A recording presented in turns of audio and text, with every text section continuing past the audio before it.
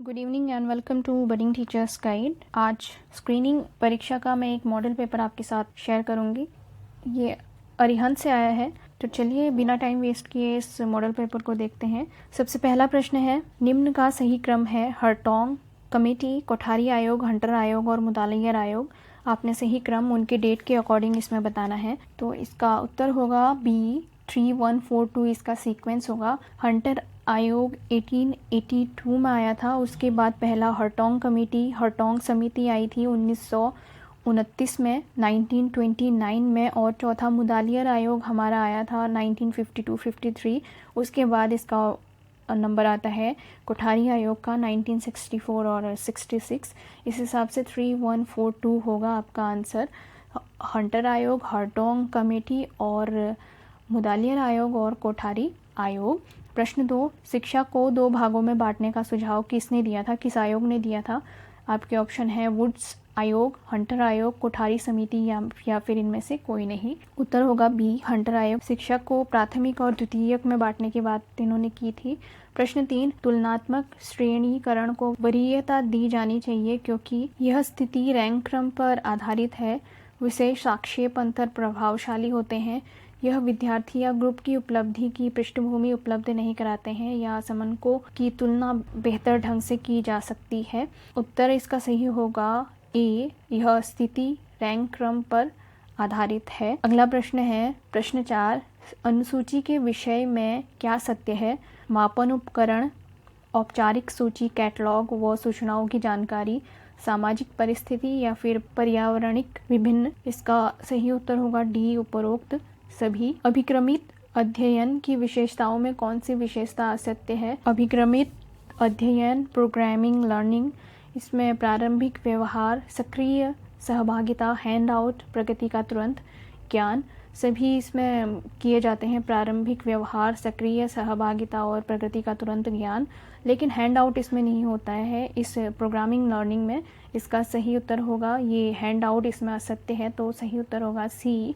प्रश्न 6, निम्नलिखित कथनों पर विचार कीजिए। श्रव्य साधनों में आवाज़ के द्वारा समस्त सूचनाएं प्रदान की जाती हैं जो सुनने वालों की कल्पना शक्ति को उद्दीप्त करती हैं। टेप रिकॉर्डर, भाषण, वार्ता, रेडियो, ग्रामोफोन व लिंग्वाफोन आदि महत्वपूर्ण श्रव्य साधन के माध्यम हैं। पहला और दूसरा ऑप्शन सही है।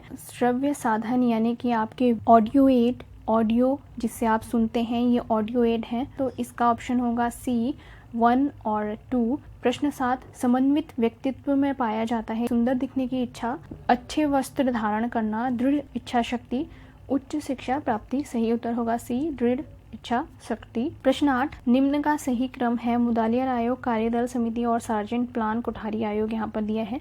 इन सब के डेट्स मैं बता देती हूँ। मुदालियर आयोग का तो आपको पता है 1952-53 है। जो कार्यदल समिति थी, कार्यदल समिति 1985 में गठित की गई थी, वर्किंग ग्रुप कमिटी। इसके अध्यक्ष थे कुलदेव स्वामी जी और इसमें मेनली टेक्निकल और इंडस्ट्रियल वोकेशनल एजुकेशन पे फोकस किया था।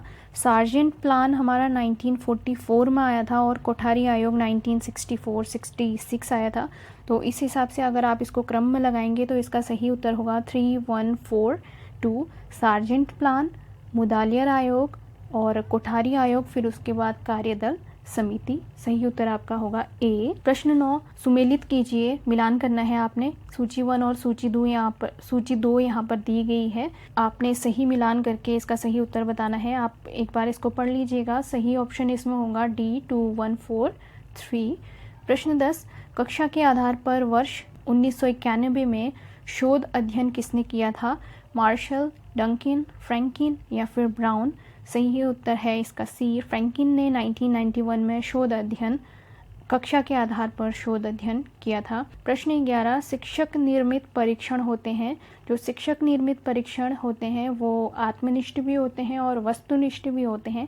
Subjective and objective both type of test. इसका सही उत्तर होगा सी, ए एंड बी। अगला प्रश्न है 12, संप्रेक्षण की प्रक्रिया का आवर्धन होता है परस्पर संबंध स्थापित करने के द्वारा, सुरक्षा तथा विकल्पों का चयन करने की स्वतंत्रता के द्वारा, आपस में बिना किसी दबाव के अनौपचारिक ढंग से मिलने के द्वारा या फिर उपरोक्त सभी। तो इसमें संप्रेक्षण की प्रक्रिया में आवर्धन विस्तार इन सभी के द्वारा होता है। तो सही उत्तर होगा D 13। Overhead projector short circuit TV की अपेक्षा कक्षा अध्यापन के लिए अधिक उत्तम हो सकता है, क्योंकि ए ऑप्शन है इसमें, यह सस्ता तथा स्वचालित होता है।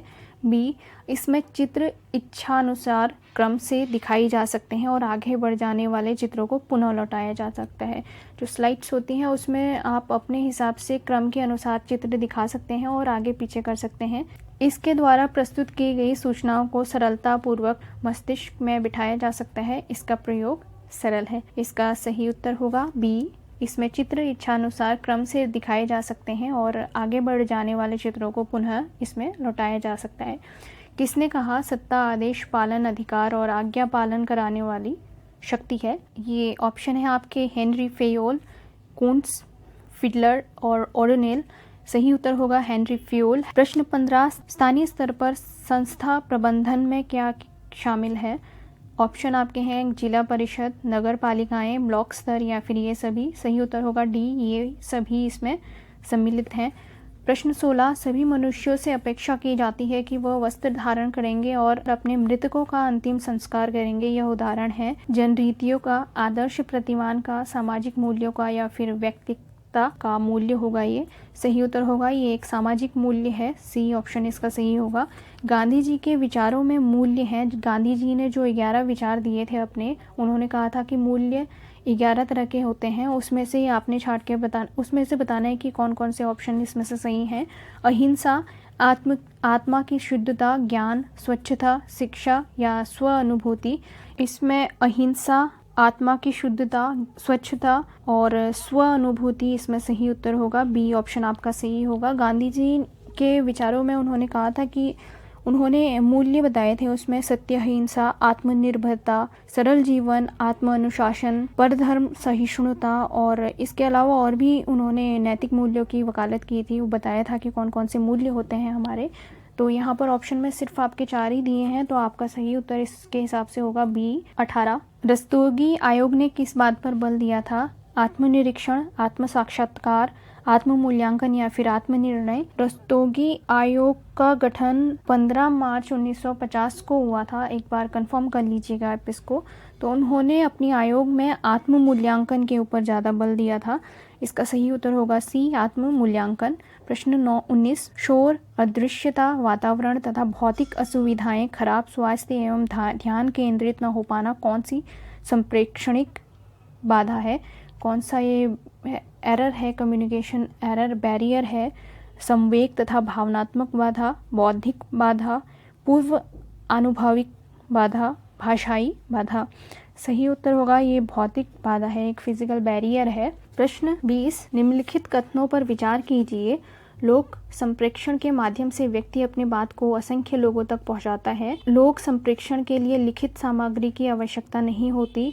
लोक संप्रेक्षण शैक्षिक संप्रेक्षण का ही एक प्रकार है। इन कथनों में से सिर्फ पहला वाला ही सही है। लोक संप्रेक्षण के माध्यम से व्यक्ति अपनी बात को असंख्य लोगों तक पहुंचाता है। प्रश्न 21, वस्तुनिष्ठ परीक्षण अन्य परीक्षण से बेहतर है क्योंकि चिन्ह विशिष्ट व्यक्ति द्वारा दिया जाता है।